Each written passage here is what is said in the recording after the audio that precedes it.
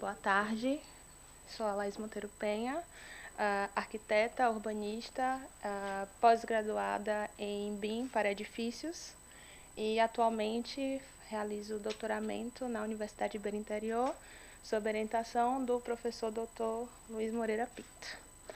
Bom, temática do nosso artigo é a evolução do modelo BIM na busca da sustentabilidade face aos materiais e redução da especulação orçamental do projeto de arquitetura.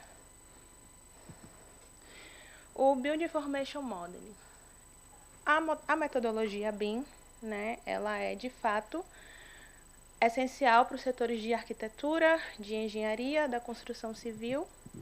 E, de certo ponto, eu costumo dizer, mas claro que com base nos estudiosos, que é a simulação da edificação ou construir o edifício de forma virtual, onde você consegue ter todo, geralmente, o controle de como é que vai ser a execução, o andamento, a parte de manutenção da edificação, a extração de materiais, ou seja, de fato é a simulação digital e tridimensional da edificação.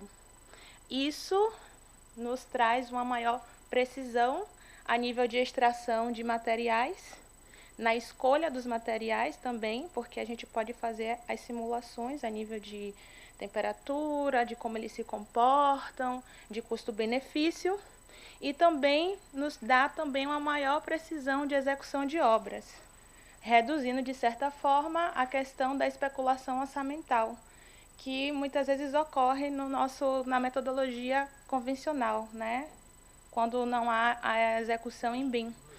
Afinal, nós estamos propícios a erros de contabilização, de cálculo. Então, com o BIM, você tem uma maior precisão, porque o edifício ele é um modelo inteligente, é uma modelagem no computador, onde você tem os dados essenciais para aquela construção. Então, tudo que você aplica no edifício, de fato, é o que vai sair na questão da orçamentação. E, consequentemente, promove práticas mais sustentáveis com relação a isso. Quando eu digo isso é porque vai evitar a questão do desperdício de material. Ou, de certa forma, a gente, enquanto arquitetos ou construtores, passar uma lista para o cliente que, de repente, está faltando algum material ou foi um material que se excedeu.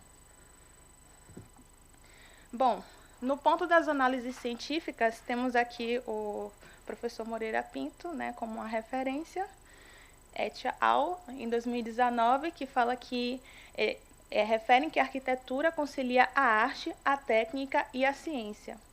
Nesse âmbito, o BIM concilia a inovação, a responsabilidade ambiental e a viabilidade econômica do global e do projeto.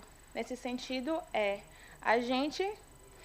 o BIM é uma ferramenta também que pega o intangível e transforma em intangível, como fala o professor doutor, em seu artigo. No âmbito do criador do BIM, o Chuck Eastman, em seu livro, em cooperação com outros autores, em 2014, eles afirmam: o BIM representa a evolução da gestão da informação do projeto de construção, integrando todas as fases do ciclo de vida do edifício, visando as melhores decisões da conceitualização à operação. Porque nessa vertente do Eastman, ele fala que realmente o BIM ele trata de todo o ciclo de vida da edificação, onde a gente pode tratar do edifício não só na sua fase inicial, a nível de concepção, como o BIM passa também a acompanhar o edifício na sua fase de execução, de planejamento de obra, de controle, de gestão, na sua fase de manutenção, que é quando a edificação já está pronta e a gente entrega ao cliente aquele modelo tridimensional, até alinhado hoje a outras tecnologias, podem ajudar na manutenção da edificação. Nesse sentido, quando você já tem lá, um edifício já tem 10 anos, você tem lá o registro, 10 anos, já tem algumas lâmpadas, algumas coisas que pela data que dá para ver aqui no edifício, já está na hora de trocar. E, quando ele trata do ciclo da vida, ele fala sobre essas fases e até a fase final do edifício, que é daqui a alguns anos, quando você tem que escolher se esse edifício ele vai passar por um restauro ou se ele vai vir a ser demolido. Então, a gente já pode tratar disso até no seu período de concepção. Já começando a pensar, daqui a tantos anos, o que vai ser desse edifício? Se ele vai ser demolido? O que a gente pode fazer com os materiais desse edifício? Vai ter alguma reutilização? No âmbito ainda das análises científicas, né, Matana e Librelotto, em 2017, destacam o BIM na viabilidade econômica e operacional.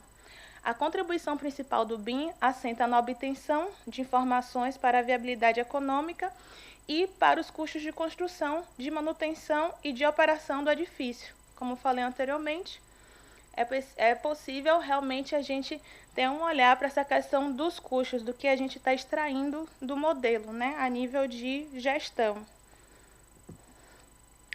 As vantagens do BIM nesse sentido é a visão mais realista do custo-benefício de materiais e de soluções de propostas, a desmistificação de que projetos mais expressivos são mais dispendiosos ou inviáveis. O que seria isso?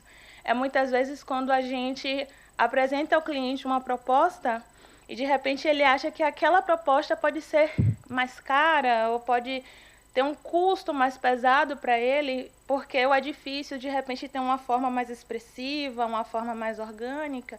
E o BIM nos auxilia nisso. A gente pode provar, muitas vezes, que as soluções para aquele projeto que está ali sendo apresentado são soluções que são mais econômicas ou até mais sustentáveis do que um edifício convencional, construído aos moldes convencionais.